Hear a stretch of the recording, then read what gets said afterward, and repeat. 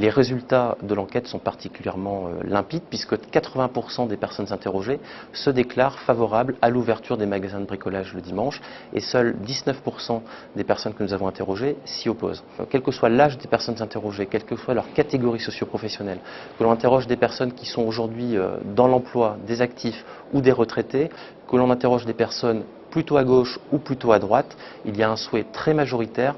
que les magasins de bricolage qui le souhaitent puissent ouvrir le dimanche. Il y a assez peu de clivage sur cette question. Ceci peut s'expliquer pour au moins deux raisons. D'abord, une première raison qui est l'évolution des modes de vie au sein de la société française. Les actifs, du fait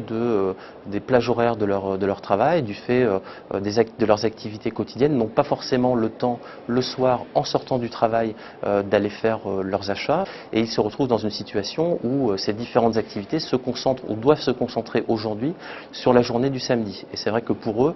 bien finalement, la perspective de l'ouverture de certains magasins le dimanche pourrait leur permettre de mieux gérer leur emploi du temps